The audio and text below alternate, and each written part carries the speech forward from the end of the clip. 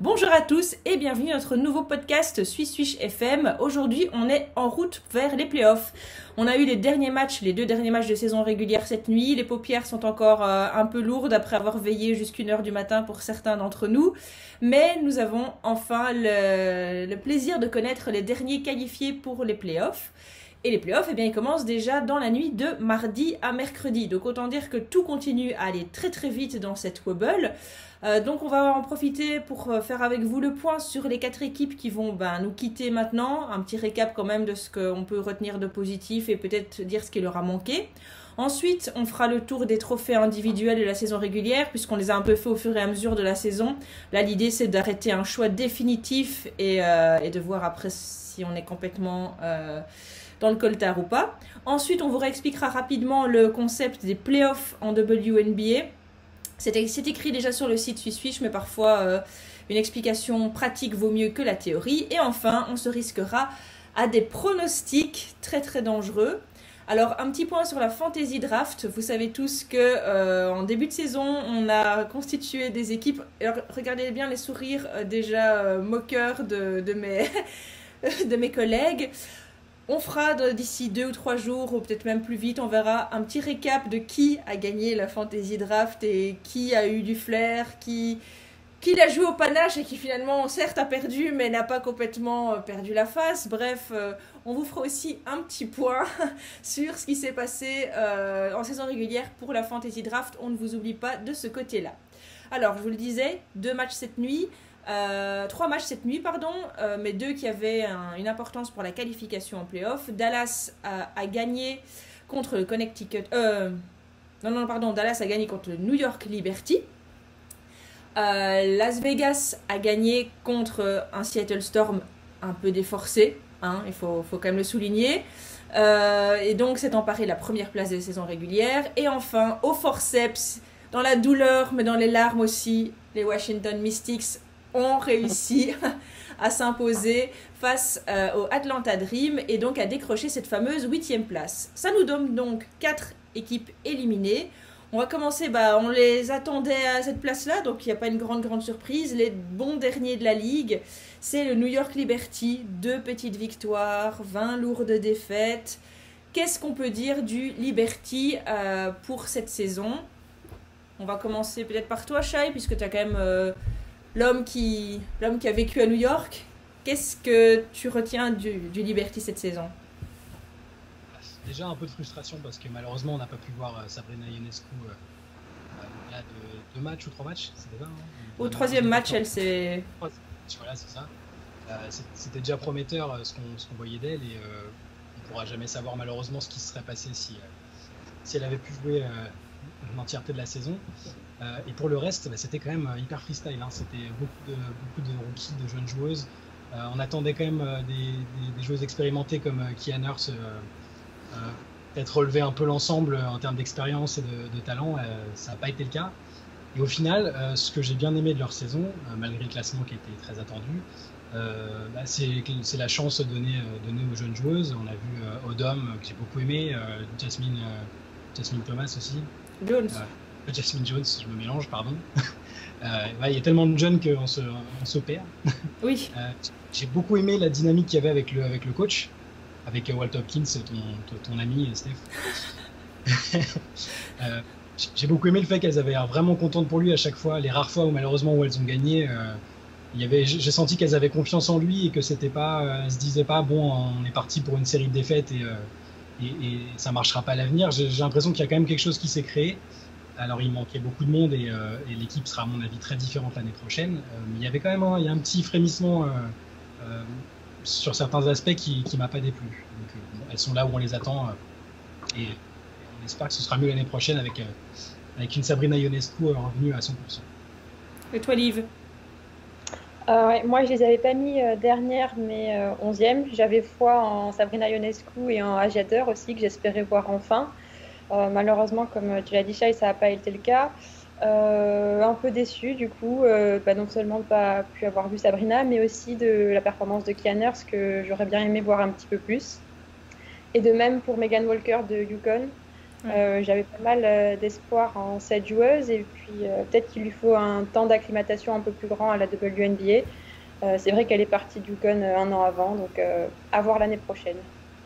Et toi, Flo? Oui, c'était une équipe qu'on savait en reconstruction. Maintenant, on savait qu'ils démarraient vraiment avec une page blanche de chez blanche et donc tout était à faire. Et avec en plus Sabrina Ionescu qui se blesse après trois matchs, enfin pendant le troisième match. Il fallait limite tout recommencer de nouveau et donc c'était très compliqué. On a vu quand même petit à petit un groupe un peu se former, une bonne ambiance, ça avait l'air de bien vivre. Et alors après, les satisfactions et les déceptions, on doit un peu les chercher au niveau individuel. Hein. On a déjà cité les bonnes surprises. Bon, effectivement, Jasmine Jones, elle a quand même vraiment fait une bonne saison. Maintenant, ce qu'il y a, c'est qu'il y avait je vais dire, les vétérans encore jeunes, mais elles n'ont pas toutes répondu. Kaya Nurse, je crois qu'elle a eu des soucis de blessure, mais elle fait vraiment une saison très très très compliquée. Amanda Zawibi, par contre, elle a quand même fait des matchs où au shoot, elle tenait bien la baraque. Maintenant, ça manquait quand même d'un vrai secteur intérieur. Et pour le reste, Megan Walker, sans doute encore un peu fraîche.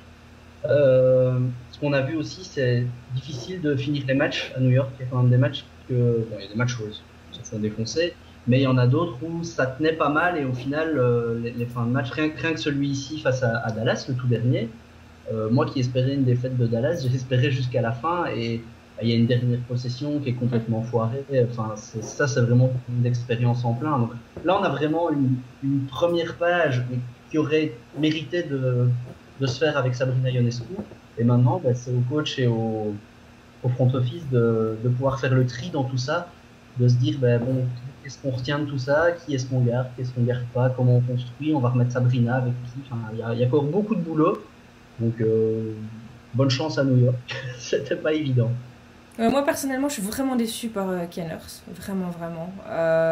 Effectivement, elle a été blessée au début, mais oui, je sais que tu souris parce que je l'ai choisie dans la fantasy draft et qu'elle m'a fait beaucoup de mal. Donc oui, je suis très très déçue, mais voilà, elle a quand même été même 2 fois sortie du 5 de base par Walt Hopkins. Je sais pas si il voulait la secouer, si je sais pas, mais après, ou alors il communique pas sur quelque chose qu'on ne sait pas, mais pour moi, la grosse contre-performance, elle vient vraiment de sa part.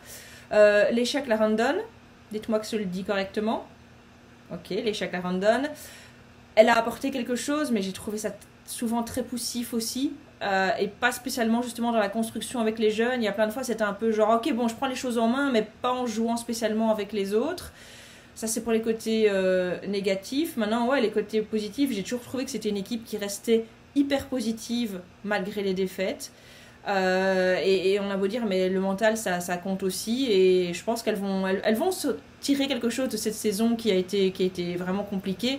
Et comme vous, Leona Odom et Jasmine Jones, très chouette à voir. Amanda Zawibi, moi j'aime beaucoup cette joueuse, mais c'est son inconstance qui est terrible, quoi. Elle est capable du pire comme du meilleur, mais voilà. Et l'air de rien, elle est plus novice dans la ligue non plus. Donc ça, c'est un petit peu dommage. Alors, Kaya Stokes, qui est signé. J'ai pas envie de dire que c'est le choix le plus malin selon moi de New York. Après, on va dire que c'est New York, donc. C'est bizarre que ce soit le premier. De quoi? Ce qui est bizarre, c'est que ce soit le premier. Oui, et franchement. En fonction de ton groupe, ils vont de toute façon pas gagner des masses, mais pourquoi c'est la première signature que tu fais le soir de ton élimination? C'est un peu bizarre. Ouais. Peut-être qu'elle a un rôle plus important, peut-être dans la motivation, enfin je ne sais pas, mais oui, ça aussi quelque chose qui m'a laissé pantoise. Alors, voilà pour le Liberty. Deuxième équipe éliminée, on le savait déjà depuis plusieurs jours, et d'ailleurs ça nous a valu le retour de Julie Allemand sur nos terres belges déjà aujourd'hui. C'est donc le Indiana Fever. Alors là par contre, je pense qu'on peut tous dire qu'on a vraiment été déçus, parce que si je dis pas de bêtises, on les voyait tous en play-off. Ouais. Nous 4. Et au final, elles finissent quand même à la 11e place. Donc c'est une déception. On est 2, je pense, avoir vu Marianne Stanley, coach de l'année. Et au final, oui, ce qu'on doit lui laisser, c'est que justement, elle a eu le nez fin. Et elle n'a pas coupé Julie Allemand, qui est la bonne surprise. Mais pour le reste, là, je peux peut-être commencer moi l'analyse. moi j'ai trouvé qu'il y avait du talent individuel, mais ça n'a jamais su jouer en groupe. Il a vraiment manqué une harmonie. Alors est-ce que les joueuses sont capables ou pas capables de le faire? Est-ce qu'il y a un QI basket qui limite pour certaines et qui fait qu'elles n'arrivent pas à jouer ensemble? Je ne sais pas ce qu'il a manqué, mais on ne peut pas dire que ça manquait de talent, quoi. Il y avait vraiment moyen. Alors oui, il y a eu là aussi déception, McCowan. On s'attendait à une explosion cette année. Ça a fait pchut. Et la bonne surprise, j'ai l'impression qu'on le tartine à chaque fois, mais en même temps, c'est tellement vrai qu'on peut pas passer à côté. C'est Julie Allemand qui fait une saison incroyable. Elle est la première rookie à avoir fait une saison avec, je ne sais plus exactement, je ne sais pas si vous connaissez les chiffres par cœur. 5, 7, 8, 5, comme ça. De comment? C'est 8 points de moyenne par match, 5 passes et 4 rebonds. Voilà, donc c'est quand même franchement pas dégueulasse à avoir fait. Donc elle est la bonne surprise. L'autre, c'est Candice Dupri qui ne vieillit pas. Mais voilà, Kelsey Mitchell aussi qui a bien... Mais en fait, on dit plein de trucs bien, mais ça a fini 11e, quoi. Donc voilà, déception, oui. Maintenant, moi, j'ai adoré voir Julie jouer, donc ça a un petit peu tout sauvé, mais je peux comprendre qu'on ait ça. Et voilà le chien, bonjour Emile. Mais justement, Liv, je vois que le chien a demandé la parole pour toi, donc tu as quelque chose à nous dire? Je suis d'accord avec ce que tu as dit. C'est vrai qu'on attendait de voir Je me souviens que Claude avait parlé d'un secteur intérieur du futur avec McCowan et Lauren Cox. Ouais. Malheureusement, on n'a pas vraiment pu le voir à l'œuvre. Le turfu, c'est pas maintenant. Non, le futur, c'est pas pour tout de suite. Voilà, j'ai, comme vous, été très impressionnée par Julie, qui a non seulement commencé tous les matchs les 22 matchs de sa saison rookie, qui était souvent celle avec le plus gros temps de jeu également. Voilà, Candice Dupré, on a vu qu'elle était encore, qu'elle avait encore beaucoup de basket et qu'elle n'était pas du tout prête à, elle n'était pas finie, quoi. Mais sinon, comme tu dis, la mayonnaise n'a pas pris. Il manquait quelque chose. Je ne saurais pas trop dire quoi non plus.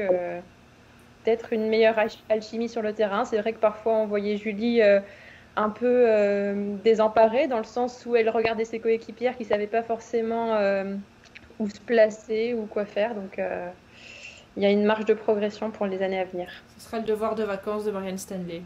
Et toi? Il y a un secteur, en fait, parce que du coup, tu te demandais ce qui n'avait pas été. Oui. Elles ont le pire net rating de l'histoire défensif de l'histoire de la WNBA, je crois, sur cette saison. Ça a été catastrophique en défense sur tous les plans pendant toute la saison. Au tout début, le jeu offensif était tellement bien que ça compensait un peu. Julie était déjà très très forte au début, la machine tournait bien. Kelsey Mitchell rentrait un peu plus ses shoots. On voyait déjà que c'était pas toujours parfaitement coordonné et qu'il y avait des petits soucis, mais ça s'était compensé. Et sur le reste de la saison, défensivement, c'était déplorable, quoi. Donc c'est aussi ça qui, à mon avis, a pesé. Et puis, on va se faire un peu plus, mais si vous allez lire l'interview de Candice Dupri, elle parlait du fait qu'elles ont eu beaucoup de mal à finir les matchs à chaque fois. Elles ont perdu plein de matchs relâchant leurs efforts à toute fin. Elles ont perdu les 2 matchs contre Dallas, qui est un adversaire direct. Sur la fin, en finissant pas bien. C'est une grosse déception parce qu'il y avait, sur le papier, il y avait de quoi faire. On pensait quand même voir Erika Wheeler à un moment dans la saison. Ouais. Ça aurait pu faire la différence parce qu'au final, Julie a beaucoup trop joué. Ça sautait sur la fin, elle était fatiguée. Au niveau de la rotation, c'était compliqué. Lauren Cox a démarré en retard en étant malade. Elle n'a pas eu une saison rookie idéale pour se mettre en confiance, mais ça a joué aussi. Donc, une déception. Et toi, Flo? Oui, je reprends un peu ce que disait Shai, mais on disait qu'est-ce qu'il a manqué à Indiana. En 1, une défense. Vraiment, ne fût-ce qu'un début de semblant de défense. Et c'est chez tout le monde, quoi, dans le sens où même Tara McCowan, qui était censée être une intérieure, qui avait la capacité de le faire, elle ne le faisait pas. Candice Dupri, elle a retrouvé son mojo en attaque, mais en défense, elle ne faisait pas les efforts non plus. Au final, j'adore Julie et elle s'est retrouvée plein de fois défenseuse de la semaine ou de l'équipe. Julie, elle fait les efforts, mais ça n'a jamais été une défenseuse élite dans sa carrière. Elle fait les efforts, elle fait une défense, elle pénalise pas une défense collective. Mais quand Julie est la meilleure en défense de ton équipe, je trouve que ça te dit quand même pas mal de choses de la défense de l'équipe. Et alors en attaque, au début, ça allait. Et puis effectivement, petit à petit, c'est-à-dire que les petits soucis qu'on a vus au début, on l'a assez vite vu avec les sœurs Mitchell, qui sont deux joueuses qui ont un talent individuel fou. Surtout Kelsey Mitchell, une capacité à mettre des paniers, c'est bucket sur bucket, mais qui par contre, quoi. Elles sont bien sur les grandes, elles veulent directement mettre leur panier, et donc on voyait souvent qu'il y avait comme deux mini-équipes en fait. On avait Julie avec Candice Dupri, avec Nathalie Achenois qui faisaient des mouvements, on voyait qu'ils se posaient des écrans, il y avait du pick and pop, du pick and roll, c'était assez, voilà. Et puis tout d'un coup, la balle arrivait à Kelsey Mitchell, et puis là, tout d'un coup, c'était écartez-vous. Et je joue ma possession. Mais oui, sauf que ça faisait déjà 10 secondes qu'il y avait autre chose qui était en route, et ça sert à rien. Et donc ça, c'était hyper frustrant. On voyait d'ailleurs que Julie, il y a un moment, elle allait se mettre dans le corner en disant, de toute façon, si je sers à rien, moi j'attends d'avoir un shoot. D'ailleurs, Julie, elle a un pourcentage à 3 points cette saison qui est franchement correct. Et sinon, ouais, dans les déceptions, moi j'attendais beaucoup de cette joueuse. J'avais trouvé qu'elle avait été très intéressante dans sa saison rookie. Je me disais, deuxième saison, elle va être bien mise. Elle va pouvoir progresser, ça va être bien, et je l'ai trouvé feignasse. C'est pas gentil, je peux pas le dire comme ça, mais quand tu peux dominer physiquement comme elle tes adversaires directs, je crois qu'il n'y a pas une seule joueuse à part Brittney Griner qui faisait pas au moins 8 ou 10 cm de moins qu'elle. Tu ne peux pas te faire bousculer au rebond par une ailière, c'est pas possible, quoi. Pas Courtney Williams. Oui, enfin, il y a des moments et alors après elle pleure pour avoir la faute. Ben oui, grande, mais c'est toi qui fais 2 mètres, quoi, donc fatalement voilà, c'est compliqué. Elle était pénalisante, hein, je suis d'accord, des deux côtés du terrain, il y a vraiment par bribes sur 3-4 minutes, parfois on se disait ça y est, elle est bien lancée, elle a les mains actives, tout va bien, et derrière elle était hyper handicapante, quoi. Et il y a des matchs où elle a joué 10-12 minutes parce que Marianne Stanley pouvait pas la laisser, quoi. Ouais, tout à fait. Par contre, bon, après, au niveau collectif, il y a quand même quelque chose qu'il faut dire aussi, c'est que c'est une équipe qui n'a eu aucune préparation. Ouais. Avec le Covid et leur arrivée en retard, en fait, Julie l'avait dit dans une interview. Leur premier match était leur premier 5 contre 5. Le premier 5 contre 5 qu'elles ont pu faire, c'est le premier match officiel de la régulière. Donc voilà, je pense que ça joue. Mais ce qui est bizarre, c'est que malgré ça, c'est le début de saison qui a été bon et pas la fin, quoi. Donc voilà, il faut espérer que l'équipe puisse faire les bons choix. Bondir là-dessus, il y a quand même des très bonnes surprises avec Julie, en fait. Tout à fait. Alors, en 10e place, le Dream d'Atlanta. Je vais pas encore commencer cette fois-ci, donc Flo, t'étais chaud. Continue, dis-nous ce que tu as pensé de la saison du Dream, qui se retrouve donc avec 7 défaites et 15 victoires à la 10e place. C'est l'inverse, c'est victoire. Tu dis quoi? 7 victoires et... Ah non, j'étais optimiste. Atlanta, j'ai vu ce que je m'attendais à voir, c'est-à-dire une équipe qui produit du jeu, avec une attaque qui n'était pas toujours la plus collective, mais quelques individualités qui ressortaient, comme Kennedy Carter et Bednaï Jalani qui fait vraiment une grosse saison. On a vu quelques fulgurances de Moby Lins aussi, Elizabeth Williams, je vais y arriver, toujours très présente. Et puis après, une équipe qui, en défense, est loin d'être une foudre de guerre. Je crois qu'au niveau aussi rating défensif, ils arrivent sont en fin de classement. Et qui arrive globalement là où je les pensais. Donc, j'ai pas vraiment de surprise. Bon, il y a eu la petite coupure sans Kennedy Carter. Moi, une joueuse que je m'attendais à voir de belles choses de sa part. Et elle a même été au-delà de mes espérances. Elle a un côté... voilà. Après, il faut voir comment elle pourra s'intégrer dans un collectif, parce que c'est le genre de joueuse qui aime bien croquer le ballon et qui aime bien plutôt aller tenter son cross. Quand on dit qu'elle ressemble à Allen Iverson, il y a avec ses bons et ses mauvais côtés. Donc il faut voir comment ça va pouvoir se construire dans le futur. Mais une équipe qui a fait ce que j'ai ni de bonne surprise ni de mauvaise surprise avec cette équipe-là. Et toi, Shai? Il y a une énorme surprise pour moi, surprise. Je savais que c'était une bonne joueuse défensive, mais Bednaï Jalani, je l'ai trouvée magnifique. Et en fait, du coup, j'aurais dû peut-être en parler au moment de parler des Indiana, mais c'est une énorme erreur. Ils ont coupé Bednaï Jalani sans contrepartie.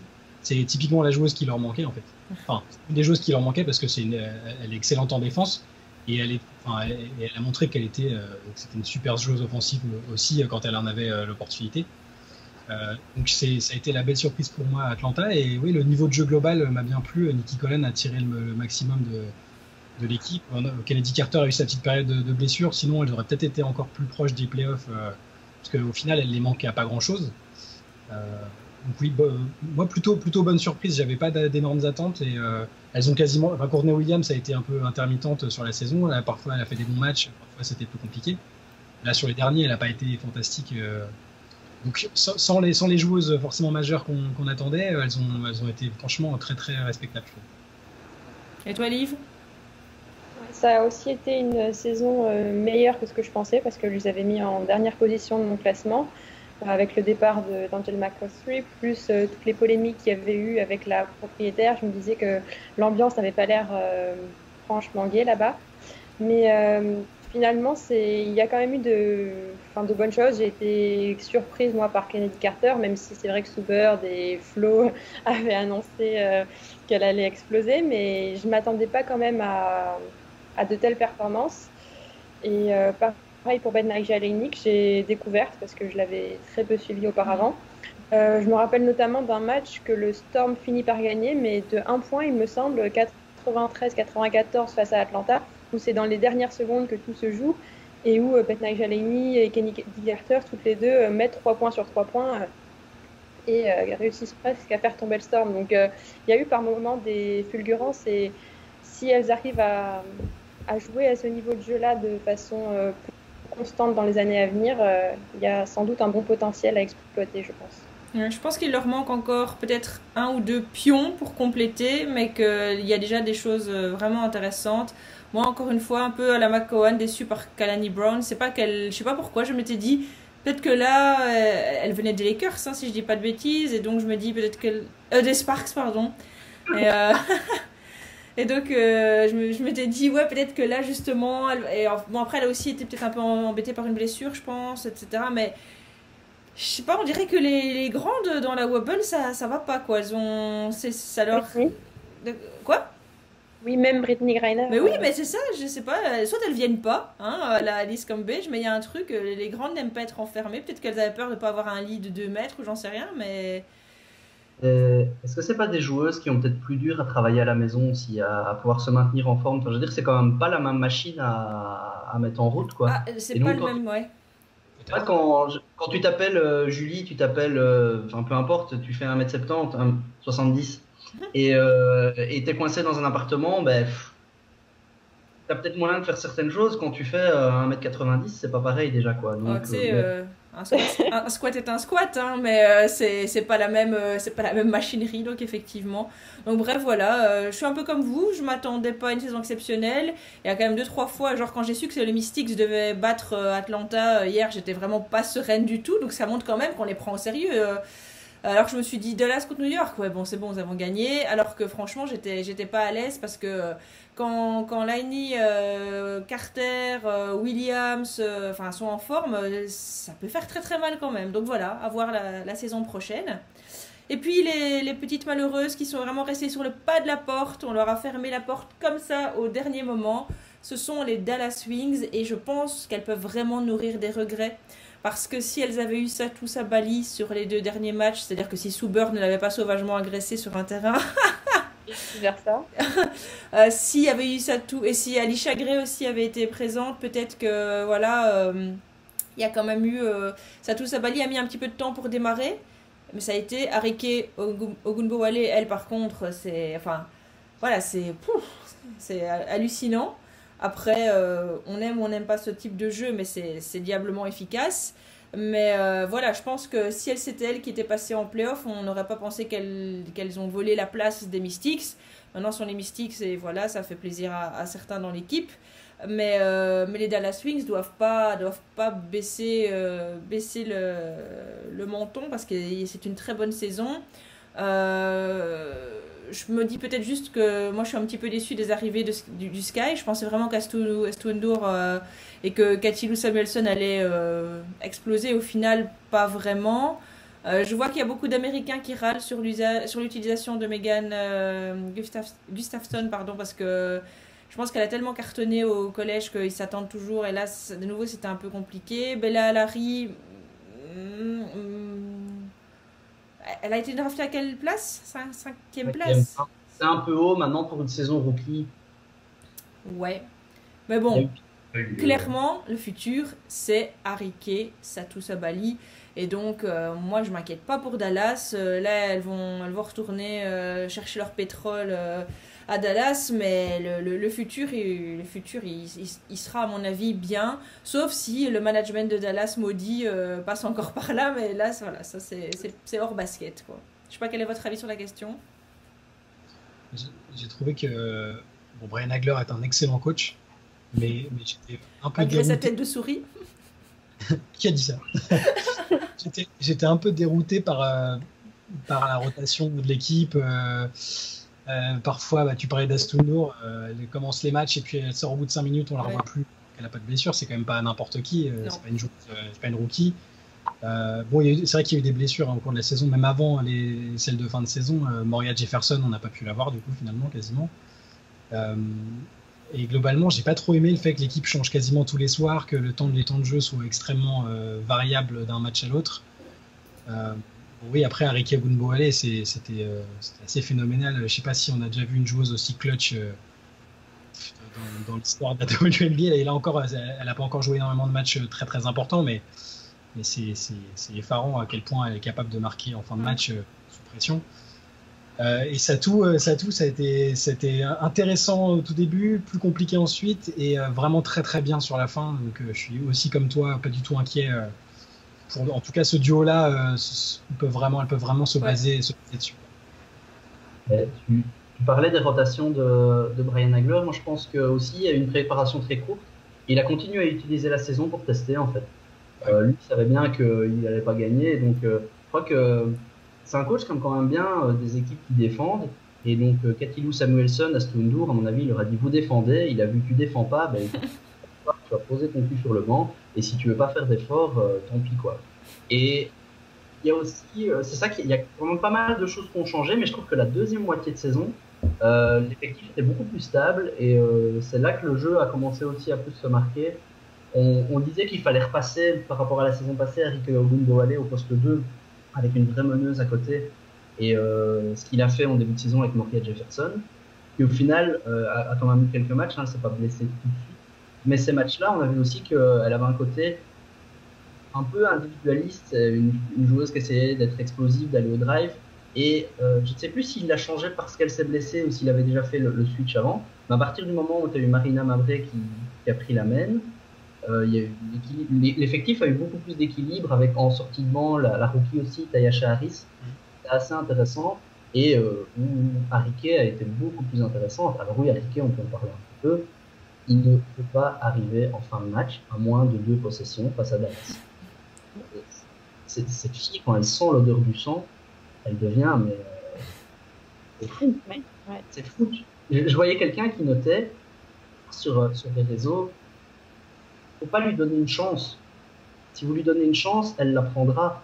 La fin de match, on a parlé que Dallas aurait pu être qualifié, c'est sur le match face à Washington où on perd un peu le lead à ce moment-là, puis au final on le reprend en battant les Sparks et le Lynx, mais on mène, et puis à la fin on a 3 points d'avance, il reste 6 secondes, 7 secondes, et en fait quand la possession démarre et qu'on voit Arike qui se met à courir, on se dit oui, elle va le mettre, bien sûr qu'elle va le mettre. Et puis on sait qu'elle va le mettre ce tir, et elle le met en moitié en déséquilibre, mais c'est ficelle, il n'y a pas une tête d'arceau, parce que la pression, c'est le genre de joueuse qui vraiment se nourrit de ça, et donc oui, il y a quand même pas mal de belles choses à Dallas. Alors fatalement, après, au fur et à mesure de la saison, je crois qu'elles y ont vraiment cru jusqu'au bout. Et bon, maintenant, il faut construire là-dessus. Il y a quand même beaucoup de belles choses dans cet effectif. Satou Sabali, sa fin de saison, elle est quand même vraiment, vraiment pas dégueu. Donc maintenant qu'elle a peut-être trouvé son rythme aussi, sa place dans l'effectif, pour la saison prochaine, il y a quand même beaucoup de bonnes choses et il y a moyen de voir Dallas continuer à progresser. Liv, d'accord aussi? Oui, totalement d'accord. Pareil que vous, je suis assez scotchée par Arike Ogunbowale. J'aimerais bien connaître ses stats dans les 10 dernières secondes ou Parce que quand je repense également au fait qu'elle avait fait gagner son équipe en NCAA en demi-finale, puis en finale la même année pour leur offrir le titre, je me dis que j'ai vraiment hâte de voir Dallas un peu plus haut dans des matchs avec un enjeu véritable pour pourquoi pas nous sortir des tirs à la Hamby du milieu de terrain et renvoyer le Sky chez eux. Non, je rigole. Voilà, sinon dans les petites déceptions, bah oui, Cathy Lou Samuelson, parce que l'année dernière, je disais que je trouvais ça dommage que James Wade ne lui ait pas donné énormément de chance. Enfin, c'est ce que je pensais.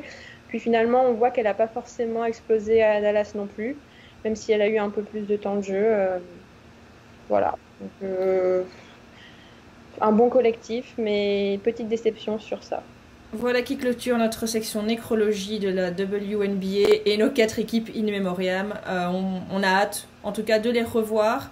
Et moi, je sais pas vous, mais même ces équipes-là, j'ai vraiment kiffé plusieurs fois de regarder leurs matchs. Et il n'y a pas vraiment... Enfin, même, voilà, même une équipe comme les 4 qu'on vient de citer, il n'y a pas un moment où je me suis dit, ah, ce match-là, j'en ai vraiment mais rien à foutre de les voir jouer. Parce qu'il y avait au moins un truc que j'avais envie de voir dans l'équipe, ou donc ça reste super positif. Alors, puisque nous sommes des gens organisés, on vous a parlé des équipes qui sont éliminées. Maintenant, on va passer aux trophées qui vont clôturer cette saison régulière avant d'entamer après la partie où on parlera uniquement des playoffs.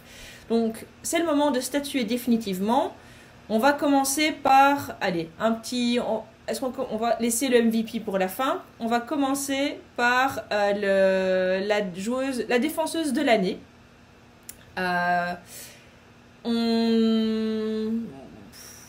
Moi je me lance la première. Pour moi, très clairement, Alysha Clark. Elle est impressionnante. Enfin, je reprends souvent ton expression, Flo, c'est j'espère qu'elle a bonne haleine, parce que tellement elle colle les adversaires. Et c'est vrai qu'elle l'a encore fait hier à un moment. Il y a une sortie de balle sur je sais plus quelle joueuse des Aces qui est là, et elle vient juste tellement lui mettre la pression que la meuf sort avec la balle au calme, tout ça, elle la touche pas. Mais donc Alysha Clark, waouh. Donc voilà, clairement pour moi, il y en a d'autres qui ont bien joué, hein. Alyssa Thomas, elle a quand même bien défendu, tout ça, il n'y a pas de problème, mais pour moi Alysha Clark est un cran au-dessus. J'avais choisi Alyssa Thomas comme meilleure défenseuse de la début de saison. Elle a démarré trop doucement en même temps que Connecticut, donc même si elle a bien remonté sur la fin, je mets Alysha Clark aussi sans aucune hésitation pour le niveau défensif hyper constant qu'elle a montré toute la saison. Ouais. J'allais dire, Liv, on te pose la question ou... Non, mais juste à dire que je suis totalement d'accord. Oh ouais. Ce qui est fou, je pense, c'est que elle est pas si grande que ça, et parfois on lui donne des Wanna-Bonner en défense, ou enfin, quelle que soit la joueuse en face, on lui donne la meilleure, que ce soit Diti, que ce soit des Wanna-Bonner, peu importe le physique, on dit Alysha qu'elle s'y colle, et elle fait toujours le travail. Ouais. Et puis aussi quand même, en plus de sa défense, qu'elle attaque parfois, je pense notamment au match d'hier, c'est sa constance à 3 points, et là j'ai envie de dire quand est-ce qu'on verra Alysha au All-Star Game, parce que je pense qu'elle peut mériter sa place. Donc, un pavé dans la mare. Et toi, Flo? Moi, clairement, la Deepoy, elle doit être à Seattle, parce que Seattle est quand même l'équipe qui a vraiment la meilleure défense, enfin, c'est le meilleur rating défensif, avec quand même un écart sur le deuxième. Il y a 2 candidates principales dedans, Alysha Clark et quand même Natasha Howard, qui au final, voilà, maintenant je le donne quand même à Alysha Clark sur la constance de la saison, parce que Natasha Howard, ses 6-7 premiers matchs étaient quand même assez bof. Donc au final, Alysha Clark, clairement. Genre beaucoup de gens qui citent Candace Parker, donc je vais quand même dire un mot là-dessus, parce que elle a fait une très bonne saison, mais je trouve qu'elle a des stats défensives au niveau des contres, des rebonds. Est-ce que ça en fait la meilleure défenseuse? Encore autre chose.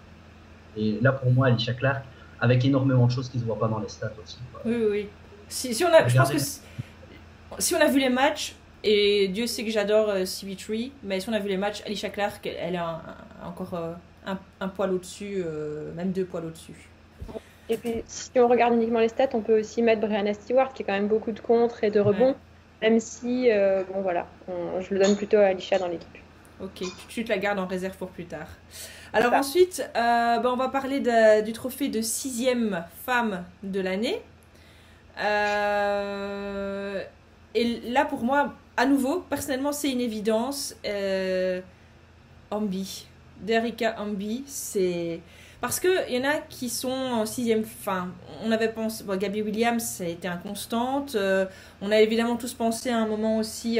Jordyn Canada, c'est plus une sixième femme, puisque Sue a quand même manqué, je pense, 12 matchs, si je dis pas de bêtises, Liv. Puis, il y a évidemment...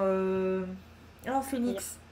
Bria Hartley, qui elle s'est blessée, et donc elle est plus trop dans la... Enfin, tu peux pas la mettre là.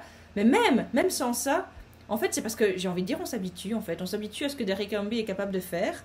Mais encore hier, elle a explosé le match.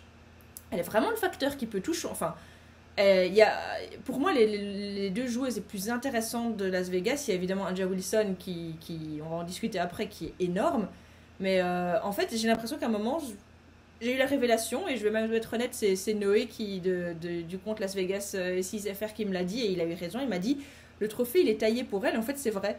Si tu vois le concept de sixième femme, pour moi, je vois pas comment on peut le donner à quelqu'un d'autre, là, tout de suite, cette saison, en tout cas. Voilà, ça, c'est mon avis à moi. Sans la blessure de Bria Hartley, il y aurait peut-être eu une lutte un peu plus... Ouais, mais Bria Hartley serait montée dans le 5 après, donc...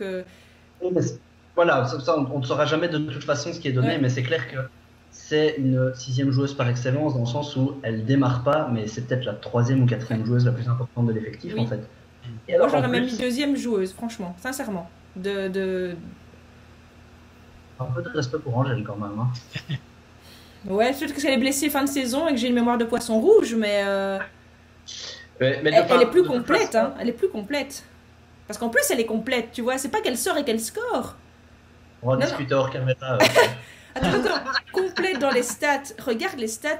Hamby, elle se retrouve souvent meilleure. Les assists, les rebonds, etc.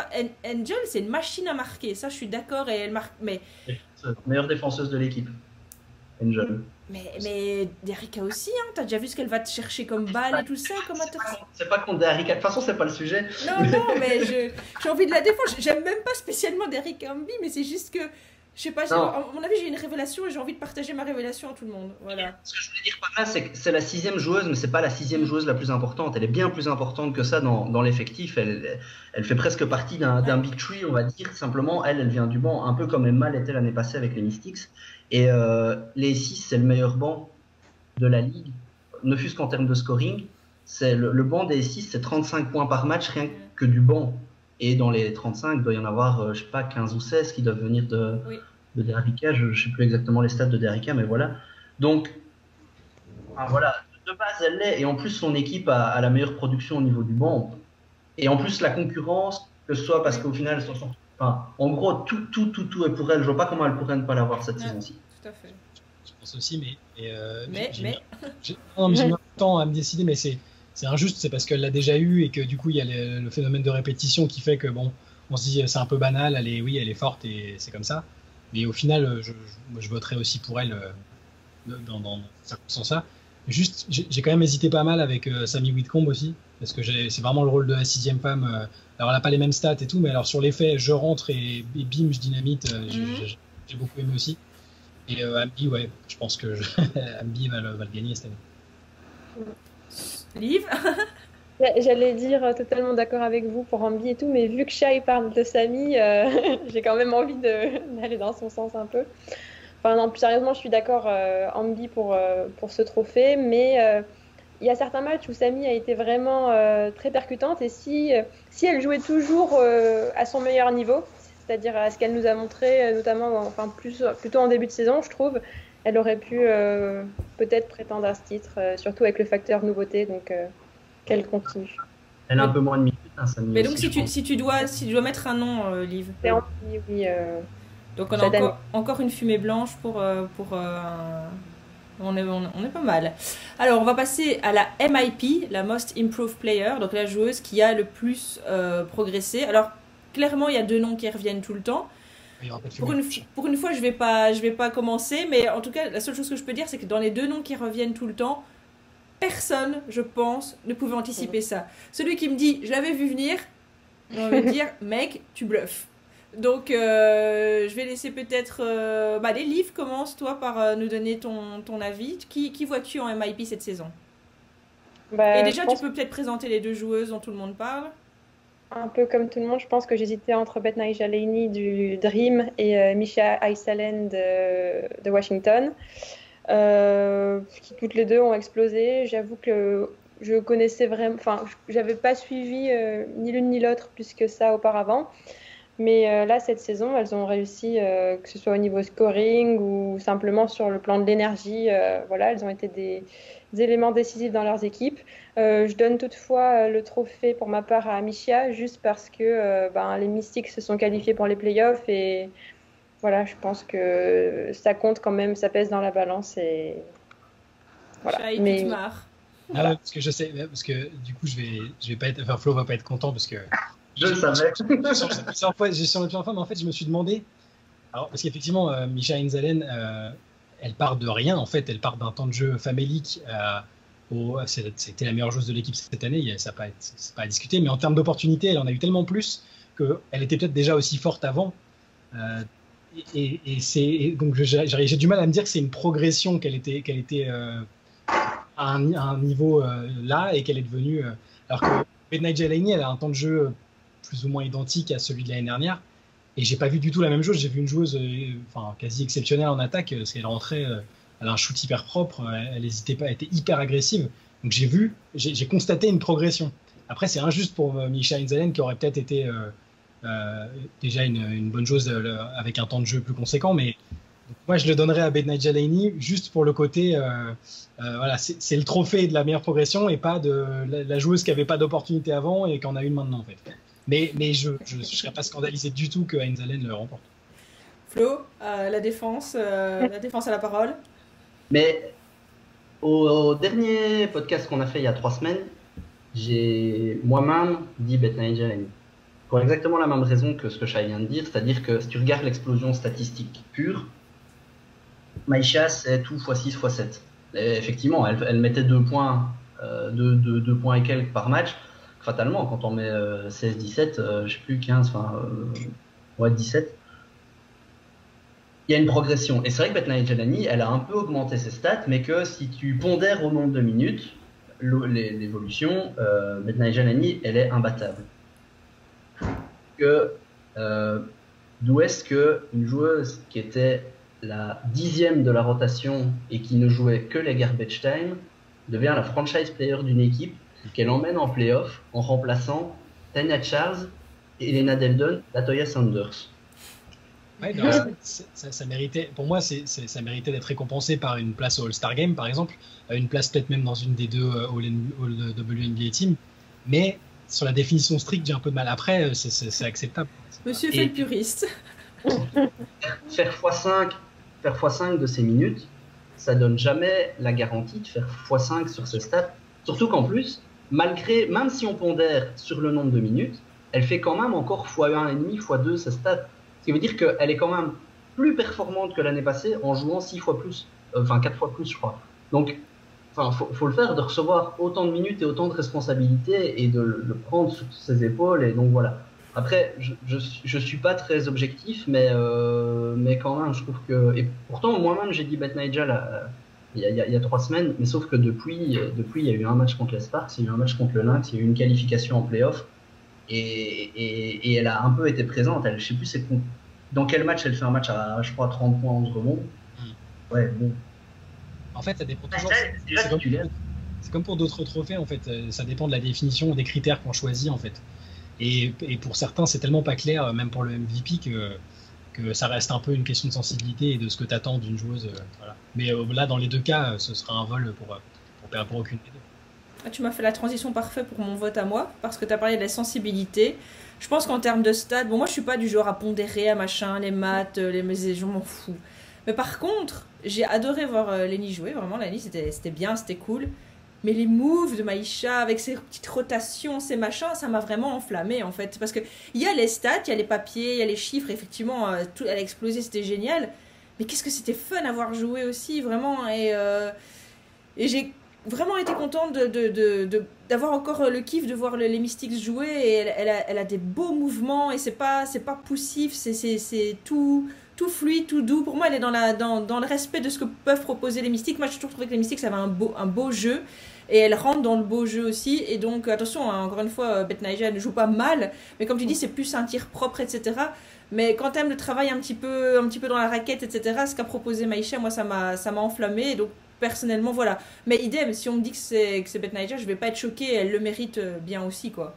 Ah, elle a amené un hustle qui est quelque chose qui parfois manquait à Washington, un côté un peu bosseur. Je sais plus ce que je voulais dire moi là-dessus. Que t'aimes bien aussi quand elle fait des pirouettes, je trouve ça beau. Et ouais, c'était par rapport à ça, mais ça me revient plus. Non, mais oui, voilà, que par rapport à ce qu'elle avait fait l'année passée, où elle avait juste eu des bouts de match, et moi j'avais l'impression que elle fonçait dedans, dans les fins de match, elle faisait. Moi, à l'intersaison, je me disais, mais on va la trader, quoi, c'est pas grave, voilà, elle est un peu plafonnée, on la trade. Et là-dessus, non, elle dit, et l'autre, le Belge, là, il veut me trader. Non, moi je vais être franchise player de son équipe, c'est pas grave. Et il va bien fermer sa gueule. En fait, c'est pour tout ce que vous avez dit là comme argument, tout ce que vous avez donné. C'est pour ça que par exemple, j'aurais mis Heinz Allen All-Star et dans les récompenses individuelles, dans les équipes, dans les meilleurs 5, et pas Beth Nyjah Laney. Mais pour moi, Laney a plus progressé visuellement. Mais bon, c'est un débat interminable. Hein. Et je pense que Heinz Allen a gagné en plus. Donc. Alors, on va passer à la rookie de l'année. Non, coach de l'année d'abord. Coach de l'année. Donc, il y a idem. De quoi ? Fumée blanche en vue. Je sais pas, parce qu'il y a deux noms qui ressortent quand même très régulièrement. Donc, je suis pas sûre qu'on va dire tous les 4 le même. Mais puisque tu as l'air de penser que ton choix est un choix qui va être adopté par tous, je t'invite à le communiquer à l'équipe. Maintenant, je suis plus tout sûr, évidemment. Mais, évidemment. Par rapport au côté l'équipe qui surperforme par rapport à ce que, en tout cas, moi j'attendais et une bonne partie des gens, je pense, attendaient. Cheryl Reeve à Minnesota. Moi, je la trouve indiscutable. Je sais que vous allez probablement parler de Bill Laimbeer, qui a fait une super saison régulière, mais qui avait pas, qui pour moi a un effectif infiniment supérieur en qualité à celui de Minnesota. Ce qu'elle a réussi à tirer d'une rookie en la mettant titulaire, elle a eu des blessures. Elle a eu Sylvia Fowles qui était blessée. Le jeu est resté constant défensivement, c'est resté quand même fort. Alors elles ont un peu plafonné sur la fin, elles ont lâché le trio de tête, c'était plus compliqué, mais c'était tellement propre et intelligent tactique. Voilà, je mets Cheryl Reeve. Ouais. Allez, je vais enchaîner, moi je te rejoins aussi. Donc là on est toujours en fumée blanche, faudra voir ce que les deux autres vont sortir de leur chapeau, mais je suis d'accord avec toi, c'est parce que je peux de toute façon ne pas la citer, étant donné que j'ai eu l'outrecuidance de mettre les Minnesota en dehors des playoffs. Le minimum de mon mea culpa serait au moins de la citer, parce que là, j'avais dit en plus, je pense que je l'ai écrit, que je serais ravie qu'elle me cloue le bec. Et là, c'est bien fait, donc c'est bien fait pour moi. J'arrête, j'aurai foi à chaque fois en Cheryl Reeve, en son coaching, en ses choix de draft. Et donc voilà. Par contre, quand même, je suis la première à parfois critiquer Bill Laimbeer parce que j'ai toujours cette image bad boy, machin, etc. Mais je l'ai vu plusieurs fois faire des très chouettes discours et je pense vraiment que c'est un coach très humain avec son équipe et c'est juste que c'est le big fella comme il l'appelle et qu'il est particulier, mais il a fait quelque chose quand même de bien et en termes même de management d'équipe, je pense qu'il est très bon aussi et voilà, il fallait quand même que je le dise aussi parce que j'aime bien critiquer, mais le mec est sympa et petite mention quand même à Derek Fisher qui n'a pas fait trop n'importe quoi. Il n'a pas brillé, mais pour le moment, il s'est plus ou moins contenu. Alors toi, Liv, est-ce que tu rejoins le clan Cheryl ? Tu m'as totalement devancé, Steph, parce que j'ai exactement les mêmes choses à dire que toi, c'est-à-dire que je voyais les Lynx non seulement en dehors des playoffs, mais en plus à la 10e place, si je me souviens. Donc c'était vraiment... voilà, avec le recul, c'est vraiment une aberration au vu de la saison, mais je perdais pas foi en Cheryl Reeve. En fait, je me disais qu'elle était en train de reconstruire et que l'année prochaine, ça allait exploser.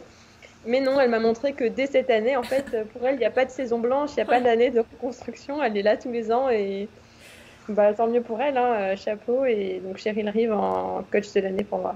Alors, l'eau est en train de bouillir, là, il est prêt. Bouillir, non. Parce Est-ce qu'il va saccager notre unité ? Franchement, il y a juste avant qu'on démarre l'enregistrement, je réfléchissais, je suis presque à du 50-50. parce que oui, ce que fait Sheridan Reeves cette saison, on les attendait pas du tout à ce niveau-là.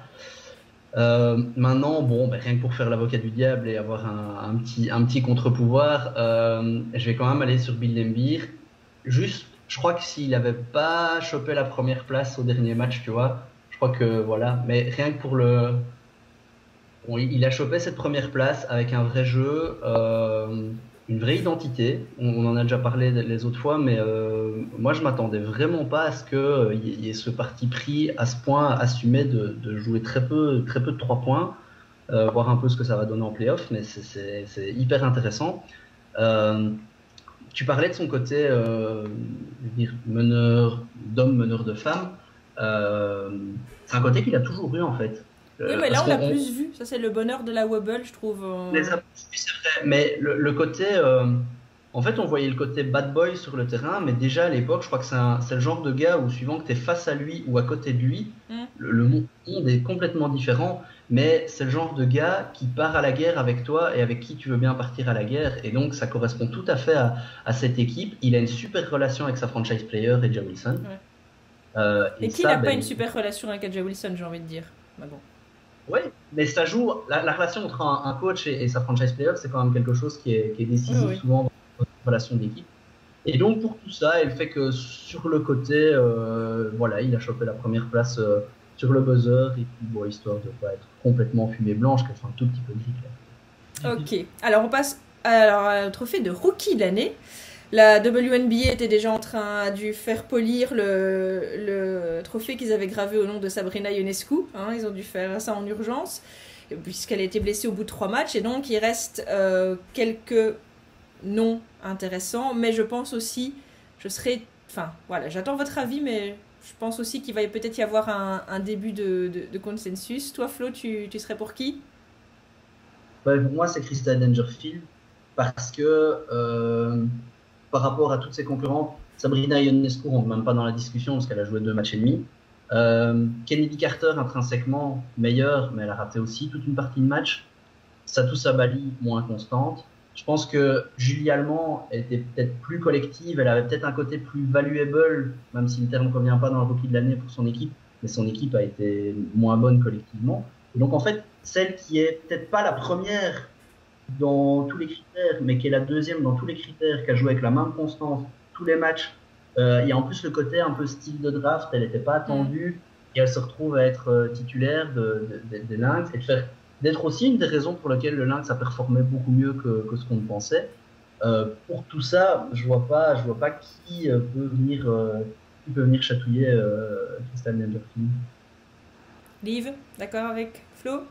D'accord avec Flo. Mais je vais parler de... Ah non, pardon. Non, même pas. J'allais dire que justement, elle vient de Yukon. Moi, j'adore les joueuses de Connecticut à chaque fois. Donc, justement, je me demandais si le fait qu'elle ait été choisie pas très haut à la draft, ça allait pas lui mettre un petit coup au moral et faire... jouer un peu contre sa confiance en elle. Et finalement, au contraire, elle a pris ça comme de l'énergie positive. Elle a gagné sa place dans le 5 majeur des Lynx, c'est pas rien quand même. Et puis, elle est dans le 5 majeur d'une équipe qui va en play-off et qui finit dans le haut de tableau, alors qu'on l'attendait pas du tout là. Donc, je lui décerne ce trophée. Et toi, Shai ? Ouais, Dangerfield, mais dans les débats qu'il y a eu autour de ce trophée-là, j'ai trouvé que c'était quand même hyper centré sur Kennedy Carter et donc Dangerfield. Je pense quand même que Julie Allemand fait une 2e meilleure passeuse de la ligue. Ouais. Elle est les 10 meilleures à 3 points au niveau de l'adresse. Alors son équipe a été moins performante que... Du coup, elle finit derrière Atlanta, Indiana, si je dis pas... Ouais. Et donc Minnesota. Mais je pense que pour moi, elle est numéro 2 derrière Dangerfield et on n'en a pas assez parlé. Et c'est pas d'être partisan que de dire ça. Mais Dangerfield, ouais, c'est pour le côté surprise, le côté constance et le fait qu'elle ait été meneuse titulaire d'une équipe qui a longtemps été aux portes du top 3 et qui a juste freiné un peu sur la fin. Donc Dangerfield comme vous. Ouais, moi je vais aussi choisir Dangerfield parce que si tu choisis Coach Reeves, Si tu prends Laurel, tu prends Hardy, et voilà. Donc c'était le duo. Elles nous ont. Je n'ai pas dit qui était Laurel et qui était Hardy, Flo. Mais ce que je veux dire, c'est qu'à partir du moment où elle n'a pas su faire sa surprise toute seule et son trophée qu'elle aura peut-être probablement, Coach Reeves, elle le doit aussi en grosse partie à Dangerfield. Tout à fait d'accord aussi avec toi sur Julie qui mérite une énorme mention. Maintenant, pourquoi elle ne l'aura pas? Au-delà du fait qu'elle a des stats plus étalées peut-être, c'est aussi que certains disent que c'est pas une vraie rookie. Parce que des matchs, elle a joué des matchs en Euroleague, elle a déjà joué, alors que les autres. Alors tu vas me dire, quand tu as joué des matchs de NCAA, t'es pas non plus, tu sors pas de nulle part. Hein. Mais ça, c'est quelque chose qui de toute façon, les Américains sont pas prêts, là maintenant, à sortir une Julie Allemand de leur chapeau. Donc je vais pas essayer de révolutionner le monde. J'aime qu'on la cite et j'aime qu'on lui témoigne le soutien, etc. Mais si à un moment on veut jouer le jeu du pronostic et essayer de deviner ce que les Américains vont choisir, ce ne sera pas Julie pour ce coup-ci, mais à mon avis de Dangerfield, quoi. Et on arrive au dernier trophée, la Most Valuable Player, MVP. Il y a plusieurs. Là, je dirais qu'il y a 3 noms qui reviennent. Peut-être 2, un poquito plus. Et on va peut-être commencer par toi, Liv, pour casser tout de suite l'effet de surprise insoutenable et savoir pour qui tu votes. Pour moi, il y en a vraiment 2. C'est soit Brianna Stewart, soit AJ Wilson. Brianna Stewart, elle nous a tous surpris du fait de son retour de blessure. Elle revient d'une rupture du tendon d'Achille, une des blessures réputées les plus difficiles pour se remettre. Et là, elle est revenue à un niveau semblable, voire supérieur à celui de 2018. AJ Wilson a aussi été énorme de son côté, je ne vais pas le nier. Je crois les win shares, c'est 3,9 pour Stewie et 4 pour AJ Wilson. On voit que les deux sont au coude à coude. Mais moi, je vais quand même aller du côté de Stewie sans vraiment plus d'arguments. C'est aussi un vote un peu du cœur parce que entre les deux joueuses, je vais dire que c'est ma préférée. Et puis, c'est pour féliciter son retour de blessure, même si le fait qu'elle n'ait pas joué hier, notamment dans la confrontation face aux Ices, fait qu'elles sont vraiment à quasi-égalité pour moi. Et toi, Shai? Même juste quelques minutes avant qu'on s'appelle, je pense que j'étais pas encore décidé. En fait, j'aurais vraiment aimé voir cette lutte pour le MVP sur une saison complète parce que ça a tellement changé en termes de dynamique individuelle. À un moment, je voyais même 4 joueuses dans la discussion parce que Candace Parker faisait une saison énorme. Courtney Vandersloot, je pense que si Chicago craque pas sur la fin, elle remplit tous les critères pour le terme valuable, elle est irremplaçable et elle fait une saison exceptionnelle. Au final, ça paraît logique de se limiter aux 2 meilleures joueuses des 2 meilleures équipes.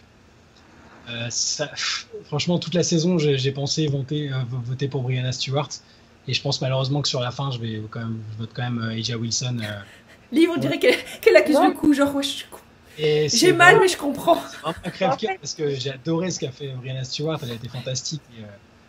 Je sais pas mais pour la première place et pour la régularité, je vais mettre AJ Wilson sur ce coup-là. Mais ça s'est déjà vu des co-MVP ou des co-rookies de l'année en NBA par le passé. Donc, limite, j'aurais envie de faire ça. Mais s'il faut vraiment choisir, je prends AJ Wilson.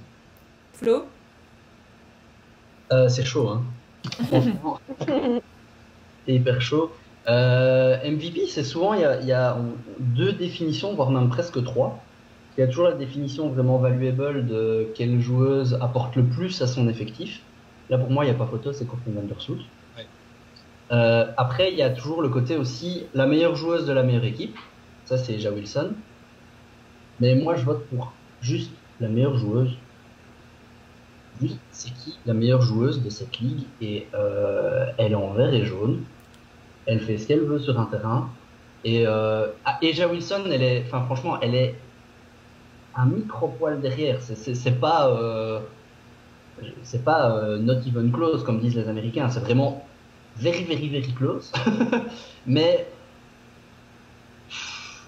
il y a juste un truc que je me demande dans ta définition du truc, c'est que là, en fait, ça reviendrait à donner le trophée à la meilleure joueuse théorique sur à ce moment-là, en fait. Tu vois ce que je veux dire? C'est pas, normalement, le MVP, pour moi, c'est une photographie de la saison.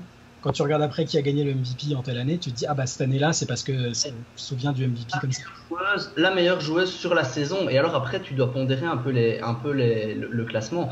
Si Seattle était 4e ou 5e, je me pose pas la question. Franchement, ici, allez, il y en a il y a une équipe qui est première, l'autre qui est deuxième. Elle pourrait être à égalité première. Enfin, c'est deux équipes qui vraiment.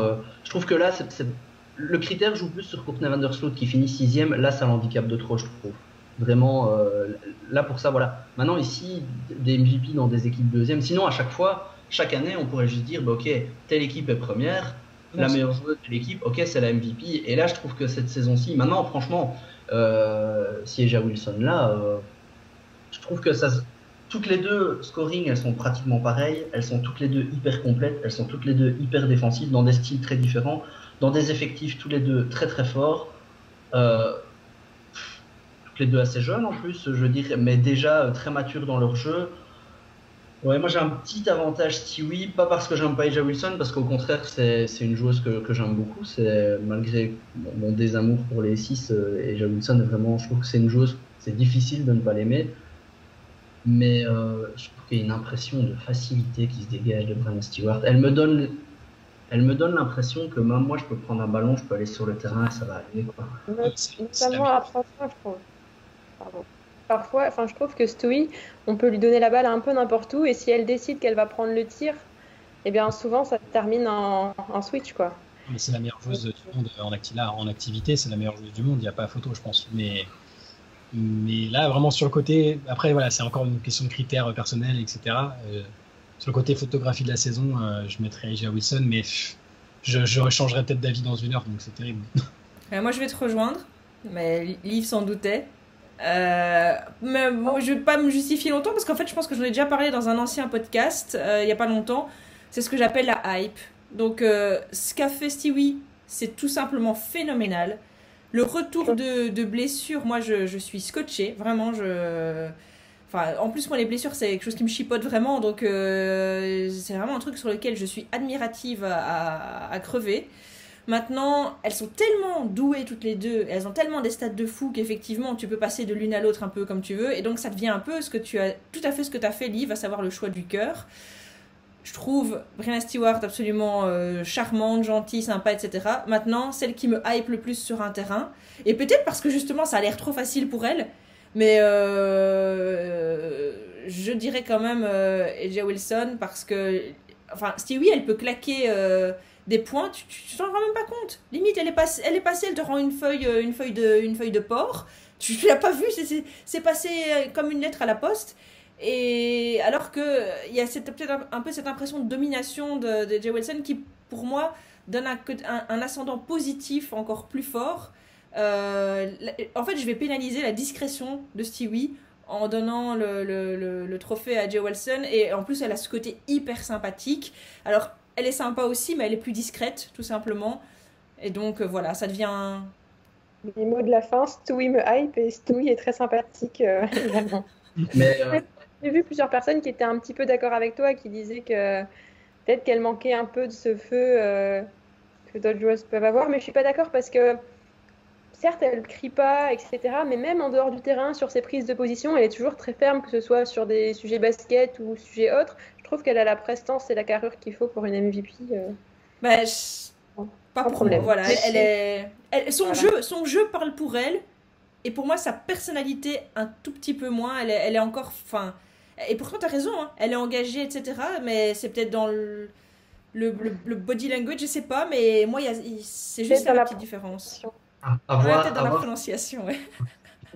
À voir ce qui avait l'air de tourner sur les réseaux outre-Atlantique. J'ai l'impression quand même que c'est A'ja qui va l'avoir. C'est une impression personnelle. Mais je pense que par contre, si tu questionnes un peu toute la commu francophone, Stewie aurait un gros lead. Et je pense que ça fait aussi une différence de perception peut-être qu'on a. Maintenant, je crois que c'est Kobe qui avait dit ça à LeBron à l'époque. Stewie pourrait dire à A'ja, c'est pas grave, je te laisse le MVP de saison régulière et je prendrai celui des finales. Oui, de toute façon, et voilà. Ah bah, encore une fois, magnifique transition, Flo. parce que ça fait déjà plus d'1 heure qu'on est ensemble et on va seulement maintenant aborder le sujet des playoffs. Alors, tout simplement vous expliquer rapidement comment fonctionnent les playoffs en WNBA. Alors, il faut savoir qu'il y a en fait d'abord deux tours à élimination directe. Le premier tour, il aura lieu donc dans la nuit de mardi à mercredi, oppose d'abord les 8e de la saison régulière, qui sont les Mystics, aux 5e de la saison régulière. Donc Washington contre Phoenix. Et puis, de l'autre côté, 2 heures après, il y a le 7e de la ligue, qui sont le Connecticut Sun, qui vont voir les 6e, j'ai bien dit les 6e de la ligue, le Chicago Sky.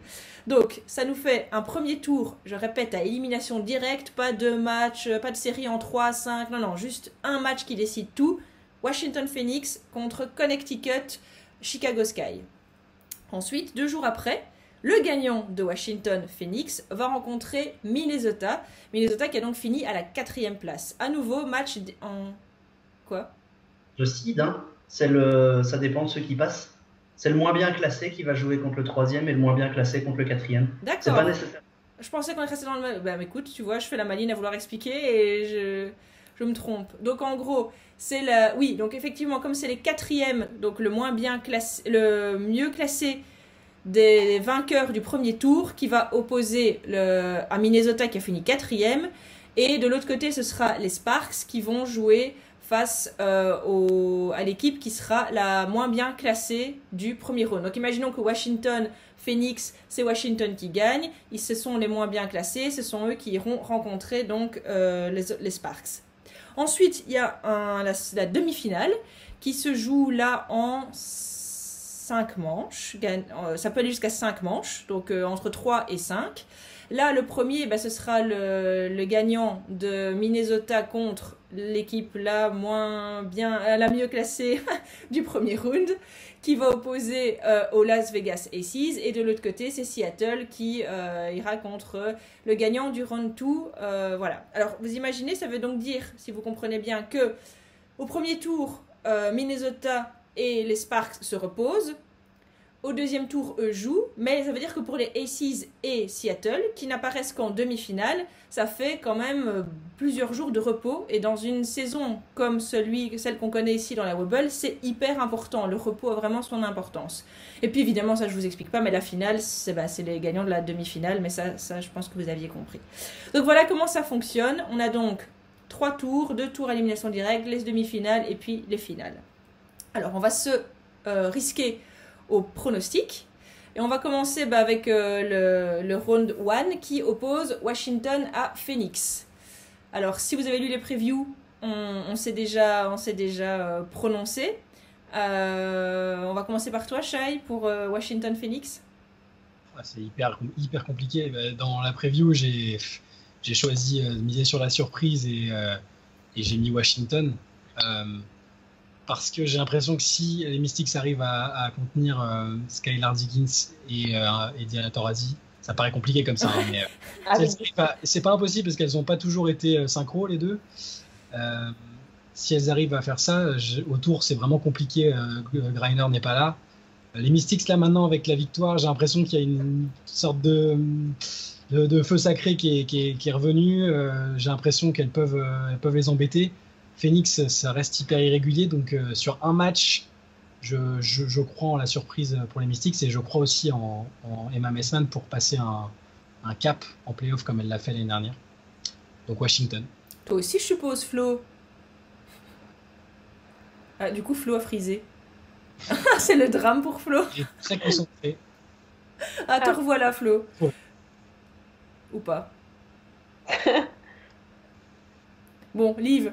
En attendant, on va laisser Flo revenir parmi nous. Donc moi, j'ai misé sur Phoenix. Pourquoi ? Parce que malgré leur début de saison difficile, elles ont fait une série d'énormément de victoires là dernièrement. J'ai trouvé que justement il y avait de la hype depuis le départ de Brittney Griner. On a vu Diti à des niveaux souvent stratosphériques. On a vu Skylar Diggins-Smith qui était prête à être clutch quand il le faudra. Et je pense que ça fait que malgré l'absence de Bria, qui aurait été un élément intéressant, malgré l'absence de Brittney Griner, eh bien, le Mercury peut gagner ce match. Ah Flo, donc tu es de retour parmi nous, je suppose, pour nous apporter ton soutien complet et total aux Mystics. Et on l'a refait friser. Je pense que il supporte pas. Bon, je vais, moi, en attendant, en espérant qu'ils reviennent parmi nous, me risquer. Moi, j'ai choisi également les Mystics. Euh, Pourquoi? Parce que je me dis que ce que Mike Thibault a déjà fait est déjà phénoménal. Comme toi, Shai, je croirai toujours toute ma vie jusque sur mon lit de mort, je croirai en Emma Messman. Et effectivement, le côté parfois, enfin, les montagnes russes de Phoenix m'ont un petit peu fait peur. Et puis voilà, tout simplement parce que je trouve ça une belle histoire déjà que Washington se soit qualifié. Et si ça pouvait terminer, enfin, passer encore un tour, ce serait encore plus sympa. Et donc, Flo, ça y est? J'espère, je sais pas. Oui, c'est bon. Ouais, moi je vais dire qu'on a un avantage les Mystics, c'est que on a deux joueuses qui sont censées être nos joueuses les plus dominantes, qui sont Emma et Maïcha, qui vont avoir normalement des ailes de Phoenix sur lesquelles il n'y a pas grand monde et où elles peuvent dominer. Par contre, en face, il y a Skylar Diggins-Smith et Diana Taurasi qui ont joué quand même à un gros niveau. Alors, on va avoir des joueuses à leur mettre, mais est-ce qu'on est vraiment prêt à revoir Diana Taurasi en playoff? C'est pas le même animal quand même. On a parlé d'Arike Ogunbowale quand ça devient clutch. Diana Taurasi en playoff, c'est quand même un délire. Moi, j'ai l'impression aussi que Washington, la qualification, elle s'est faite, il y a eu combien? Il y a eu 5 matchs en 7 jours, un truc comme ça. Donc la fatigue, elle commence à arriver et c'est tellement inespéré. T'as peur qu'elles soient contentes là, quoi, qu'elles se disent. Ouais, c'est ça. Et qu'elles vont jouer, hein, parce que voilà, mais inconsciemment, il y a un petit côté relâchement dans le sens on l'a fait, quoi. On l'a fait et donc, moi, je dis pas que c'est pas possible parce que je crois que sur le papier c'est plus équilibré qu'on ne pourrait le croire. Il y a des armes de part et d'autre. Entre autres, je veux bien voir ce que la défense de Skylar Diggins-Smith et Diana Taurasi fait face à. En fait, on doit beaucoup plus compter sur des Leilani Mitchell, Ariel Atkins qui peuvent vraiment faire quelque chose parce que Diana Taurasi, en attaque, elle est toujours top, mais en défense, on a compris qu'elle avait 36, 7, 8, je sais plus. 38. Voilà, mais non, moi je suis en sport, je deviens superstitieux alors que je le suis jamais, donc j'ai pas pronostiqué pour le Washington, quoi. Ok. L'autre match, Connecticut Sun face au Chicago Sky. Liv? Ouais, moi je vais pas être surprise en fait dans la mesure où je suis la même logique, c'est-à-dire je me base un petit peu sur la dynamique de l'équipe dans les matchs de fin de saison. Et pour ça, je choisis de miser sur le Sun plutôt que sur le Sky. Parce que même si elles ont mis du temps à démarrer, le Sun, je trouve qu'elles ont l'air bien lancées, qu'elles ont retrouvé un peu de leur énergie de l'année dernière, qu'elles ont trouvé aussi un nouvel équilibre sans certaines de leurs joueuses clés. Et qu'au contraire, le Sky, elles m'ont semblé quand même bien fatiguées depuis quelques matchs, surtout après le départ de Stevens, puis de Diamond D. Shields. Je ne sais pas si elles vont trouver l'énergie nécessaire pour arracher cette qualification pour le tour suivant, quoi. Et toi, Shai? Pareil, question de dynamique, je trouve Chicago très très inquiétant depuis. Alors, Diamond D. Shields, c'était son fantôme, la pauvre, c'était vraiment compliqué pour elle cette saison. C'est pas tellement elle qui va manquer, mais Azura Stevens, c'était un élément essentiel de l'équipe. Défensivement, elle était assez incroyable et même en attaque, elle mettait ce qu'il fallait mettre. Au niveau confiance, je sens pas trop le Sky. Après, elle devrait quand même être favorite, je pense. Et puis, Connecticut, depuis le début de la saison, je prie pour que la saison soit réussie. J'ai misé sur elle. Elles ont démarré de façon catastrophique. Et là, je retrouve un peu l'ADN de l'équipe, malgré les absentes. Je trouve qu'elles ont vraiment, vraiment bien redressé la barre. Et sur le plan physique, athlétique, j'ai l'impression qu'elles peuvent mettre assez d'impact pour gêner Chicago. Donc, j'ai choisi aussi Connecticut. Flo? Sur le papier, si tu regardes, Chicago pour moi a un meilleur effectif, une meilleure équipe, a la meilleure joueuse de la série du match. Mais le hasard du tirage des classements fait que pour moi c'est peut-être la pire match-up pour Chicago. Parce que justement avec Azura Stevens, son absence, c'était quand même une des seules joueuses qui défendait vraiment dans l'effectif. La défense de Chicago, c'est pas ouf. Surtout la défense intérieure, mais la défense intérieure en début de saison, elle était un peu cachée par justement Azura Stevens et Diamond de Shield, elle était bof, mais au moins elle continue à défendre. En défense, elle continue à se donner. Et donc là, t'as plus de vraies défenseuses sur les ailes face à Alyssa Thomas et Dewana Bonner. Et par contre, toi, tes armes offensives, que sont Courtney Vandersloot et Hailey Quigley, mais en face, il y a Jasmine Thomas et Brian January, qui est la paire d'arrière peut-être la plus défensive de la ligue. Et donc, je crois qu'en autre temps, contre une autre équipe de même niveau, j'aurais mis Chicago. Mais là, je pense que Connecticut a vraiment les armes pour emmerder Chicago. Et je pars sur Connecticut aussi. Heureusement pour Chicago que je suis là. Puisque moi, ce qui me fait pencher la balance, c'est que voilà, Connecticut a bien remonté, ça c'est clair, ça a été mieux, etc. Mais à aucun moment, j'ai retrouvé la hype dans l'équipe. Il y a toujours manqué vraiment un petit quelque chose. Alors que Chicago est sur une pente descendante et pour le moment, ça va pas, etc. Mais une pente, ça se remonte. Et je sais que Chicago, parfois, était capable de faire des matchs transcendants, ce qui n'a jamais été le cas du Connecticut Sun. Et je me dis en playoff, c'est le moment où il y a moyen de sortir ses tripes. Et je pense vraiment que des Gabby Williams, Ali Quigley, Courtney Vandersloot sont capables de sortir. Enfin, sur une série complète, je vous rejoins. Sur un match à élimination directe, je pense que le Chicago Sky est capable d'aller vraiment chercher, d'où la difficulté de pronostiquer évidemment, parce que je peux prendre le raisonnement dans le même sens et dire oui, Dewana Bonner est capable de sortir le match de sa vie, etc. Bien sûr, elle est capable. Mais ici, le Sky, elles sont arrivées le couteau entre les dents, elles sont bossées, elles ont aussi eu des tuiles, etc. Et elles ont montré de tellement belles choses pendant cette saison que je me dis, allez, encore une fois, briller, passez-le ce tour. Donc voilà, moi personnellement, je dis le Chicago Sky avec une joueuse qui va sortir un truc phénoménal de son chapeau. Si pas, ça me dérange pas que Connecticut passe, je les aime bien aussi. Mais je serai un peu déçue pour le Sky cette saison. Alors du coup, on se retrouve au round 2. Et là, on va pas du tout avoir les mêmes matchs à pronostiquer, nous, puisque selon ce qu'on a dit dans le premier, on va pas avoir les mêmes adversaires. Donc comme j'avais expliqué, Minnesota va affronter l'équipe qui passerait la mieux classée, pardon. Donc du coup, ça veut dire que je réfléchis. Pour toi, Flo, l'équipe la mieux classée, comme ça je vais te dire quel match tu aurais contre Minnesota.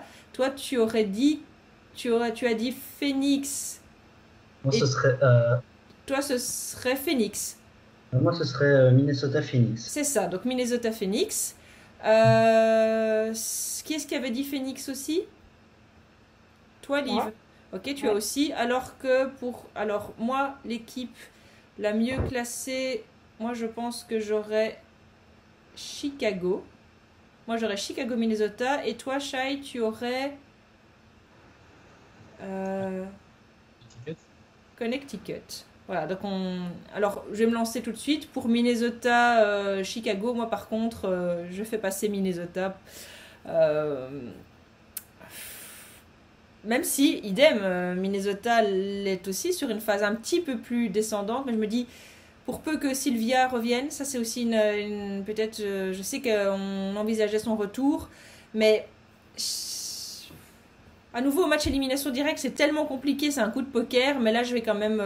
j'ai déjà parié une fois contre Cheryl Reeves et je l'ai payé de mon sang, et donc pas une deuxième fois. Cette fois-ci, pour ça, je fais passer Minnesota. Liv, toi tu fais passer qui Donc toi, rappelle-nous ton match, c'est... Donc moi, ce serait Minnesota contre Phoenix. Ouais. J'ai un peu de mal à choisir. Je pense que je vais suivre quand même le classement de la saison régulière et la performance de Cheryl Reeves en menant Minnesota. Mais je me dis que Phoenix est quand même capable de gagner, surtout si elles arrivent à être clutch comme elles l'ont été dernièrement face au Sun. Donc à voir. Si DT est en grande forme et que tu dois trancher. Moi aussi, je peux te dire si. Mais j'ai choisi Minnesota dans ce cas-là. Et toi, Flo, puisqu'elle est dans le même match, la même configuration que Liv. Je parlais des ailes de Phoenix. Je crois qu'il y a moyen que Nafisa Collier fasse une mixtape là-dedans. Je vois pas qui va défendre sur elle. Par contre, je vois bien Minnesota bien défendre surtout Phoenix. Cheryl Reeve, c'est une top coach, alors que Sandy Brandello est une super coach, mais elle m'a un peu plus déçu cette saison-ci. Je trouvais par moments qu'elle avait plus de mal à trouver des solutions. Donc, coach Reeve en playoff, Minnesota. Et toi, Shai, pour ton Connecticut, Minnesota? Connecticut jusqu'au bout, bien sûr. Donc tu y crois? Bien sûr, depuis le début, j'y crois. Donc, pour moi, je les vois perdre que contre les 2 ou 3 meilleures équipes de la ligue sur une série ou sur un match de playoffs. La dynamique des playoffs est tellement différente, que ce soit sur une série classique ou sur un one-shot. Contre Minnesota, je mettrais aussi Connecticut. Ouais. Ok. Alors, pour le deuxième match du round 2, ce seront donc les Sparks. Alors pour Shai et moi, ce sera les Sparks contre les Mystics. Alors que pour Flo et Liv, ce sera les Sparks contre le Connecticut. Tu me confirmes que c'est bien ça? Parce que j'ai besoin de... Ok, donc c'est bien ça.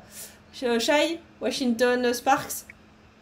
Après l'exploit du premier tour, je pense que ce sera plus compliqué pour Washington contre les Sparks qui seront plus reposés sur le talent individuel des joueuses. Je pense que ça fera la différence et que les Sparks passeront.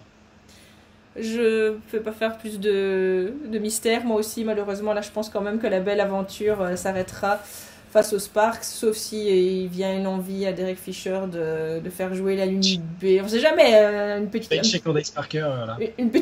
fantaisie quelconque, mais non, je pense que ce sera vraiment compliqué là pour Washington d'aller rivaliser avec Neka, Candace, Chelsea. Non, à un moment, il faut arrêter la blague, quoi. Liv, et toi? Sparks contre Sun, je mise aussi sur les Sparks. Voilà, elles me paraissent très en forme. Et ah oui, on doit dire je pense, Flo, on doit te dire le score. C'est toujours en élimination directe, là, ici. Ah oui, pardon. Oui. C'est après, ouais. C'est après. Tout à fait. Bien, et donc, Connecticut Sun. Toi? Oui, toi, Sparks. Non, je crois que sur la dynamique de la saison, le Sun est un peu trop limite, même si bon, ça peut quand même être un chouette match. J'ai toujours aucune confiance en Derek Fisher, mais rien que sur le talent qui est sur le terrain, elle peut faire la différence toute seule, quoi. Je crois que là, il y a quand même vraiment un gap de talent entre vraiment l'effectif, les deux effectifs. Donc j'ai quand même l'impression que les équipes classées en 3-4 vont aller rejoindre les équipes classées en 1-2, hein. Peu importe ce qui se passera en bas. Alors, les demi-finales, il y a d'un côté Seattle, qui est donc qui va devoir affronter. Là, aidez-moi parce que là, je deviens vraiment. Partout, sauf Shai qui reste avec Connecticut, je crois. Justement, donc Seattle, lui reste. Vegas, Connecticut, je crois, c'est ça. Mais c'est là que je me demande. Lui, ce serait pas Seattle, Connecticut? Ah non, comme Connecticut est plus bas, c'est ça. Donc ce sera Las Vegas, Connecticut pour Shai et Las Vegas, Minnesota pour nous trois. Et par contre, on fait tous un Sparks Seattle en demi-finale. Alors, Flo, justement, on va commencer. On va te faire les deux matchs d'un coup. Donc toi, tu as Minnesota et contre Las Vegas. C'est une belle rencontre entre deux coachs, mais je pense que l'effectif de Vegas a montré toute la saison qu'ils étaient au-dessus. Il y a plus de talent, il y a des joueuses qui sont vraiment capables de faire la différence. En play-off, il y a un moment, il y a besoin... Ok, tu peux avoir un bon collectif, quelque chose qui tourne bien. Il y a un moment, il y a besoin d'une joueuse qui prend la balle sous le coude et qui dit « Bon, allez, laissez-moi, là, je prends un peu les choses » et qui est capable de faire la différence. Pour moi, Vegas en a deux. Parce que ça peut être Angel, ça peut être Eja, et on peut même, on en a parlé tantôt, avoir des Harry KMB qui vient dynamiter le banc. Pour moi, Mini, il y a Nafisa Kolir et c'est tout, et donc je pense que là vraiment ça va être trop compliqué, donc Vegas. Quelle série? 3, j'en donne quand même à Mini, mais... Et pour Seattle Sparks, enfin le Storm Sparks, ça c'est une série que je veux bien voir. Ah ouais. Bah t'inquiète, tu vas la regarder. Ouais, je pense aussi que normalement on devrait la voir. Parce qu'il y a vraiment il y a des légendes sur le terrain, il y a deux effectifs hyper complets. Ça peut vraiment être très chouette. Je pense que Seattle est au-dessus. Je pense que ça va être 3-1 Seattle parce qu'en plus, j'ai l'impression que malgré que ce soit le coach assistant, je crois qu'il est meilleur que Derek Fisher. Je crois qu'en plus, Bird est meilleur que Derek Fisher, donc ça passe.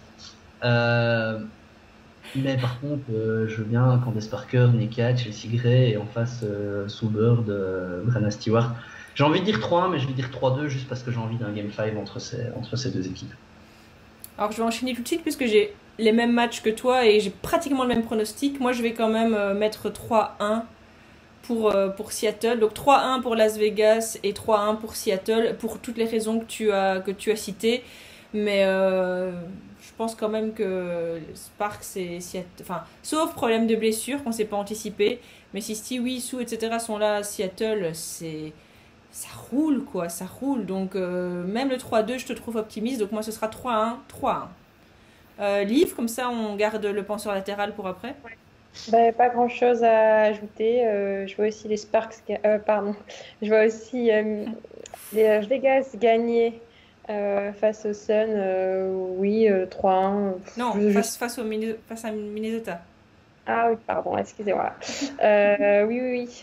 Vegas, Minnesota, oui. Je vois une victoire assez nette. Pourquoi pas 3-1, juste pour qu'on ait un peu plus de matchs à regarder. Et ensuite, le Storm face aux Sparks. Pour ma tranquillité, j'aimerais bien un 3-1 pour le Storm.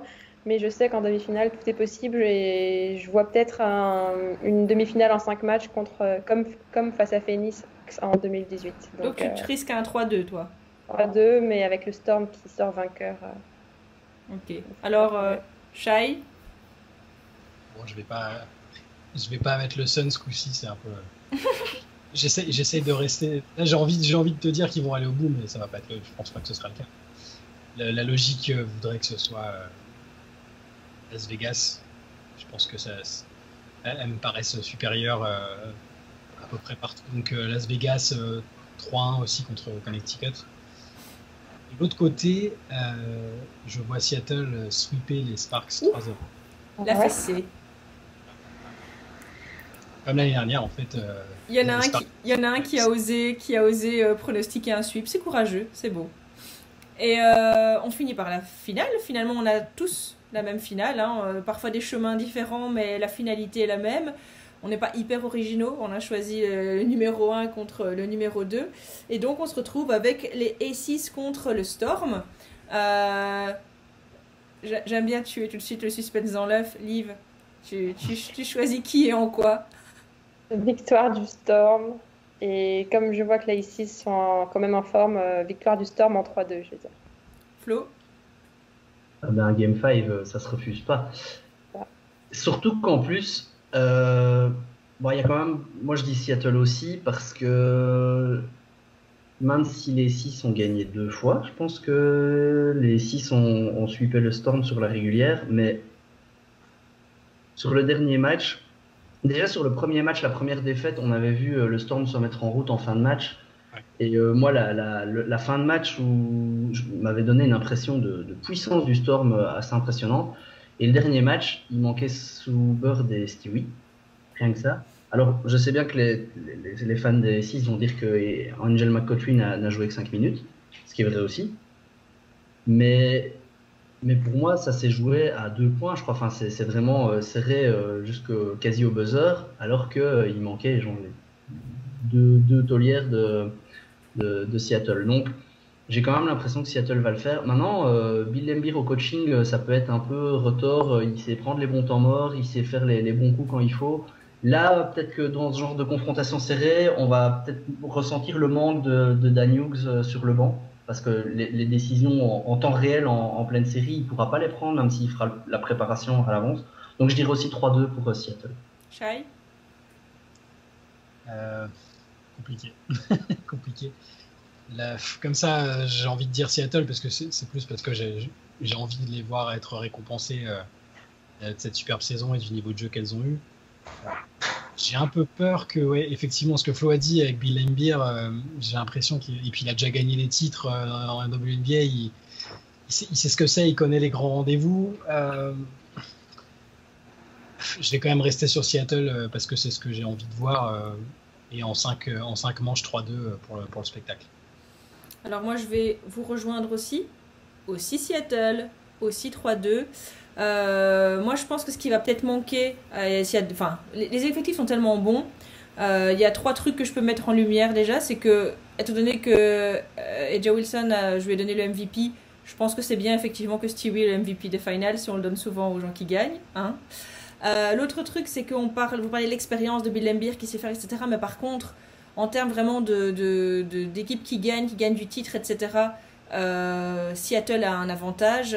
Il y a Sue Bird, c'est une équipe qui sait gérer la pression des playoffs et qui a l'habitude, etc. Alors que AJ Wilson, alors je sais qu'une saison n'est pas l'autre, mais en 2019 elle n'avait pas fait des playoffs extraordinaires, elle s'était un petit peu éteinte en playoffs, et donc la pression des playoffs c'est encore autre chose que de la saison régulière, et voilà. Et il y a Angel, mais Angel elle n'a jamais été hyper loin non plus, puisqu'avec Atlanta elle a toujours été limitée, donc c'est vraiment cette expérience des finals, de la pression, etc. Pour moi, Seattle est un peu au-dessus. Et alors, si Kayla McBride avait été en méga forme, pour moi, dans les finals, parfois, il faut ce petit peps à 3 points, etc. Il a fait ce parti pris. Mais avec une Kayla McBride en pleine forme, ça aurait encore été autre chose. Mais j'ai l'impression qu'elle va vraiment manquer s'il doit y avoir des finals. Elle peut faire la différence et... Enfin... C'est dommage qu'elle soit pas dans son élément cette année et que ça aille moins bien, parce que pour moi ça pourrait être dommageable. Donc voilà, pour ça je vois Seattle aussi 3-2 et encore peut-être même 3-1, mais avec le risque des blessures je vais jouer le 3-2, parce qu'effectivement j'ai peur qu'à un moment il y ait un genou quelconque, je ne vise personne, qui lâche ou qui ait besoin d'un peu de repos pour un genou, et alors je vais le mettre le 3-2, mais ça va être chaud quoi. Mais voilà, on se retrouve quand même avec un semblant de... Ça c'est popcorn. Oui, on s'en souvient tous, hein, on l'a vécu la saison passée, et bon, on a une saison un peu raccourcie, alors j'espère qu'elles vont nous faire le plaisir de nous en donner dans les playoffs, donc visons les 5 matchs. Voilà, je vous remercie d'avoir passé... Ouais, on a passé quand même 1h30 ensemble, il y avait beaucoup de choses à dire.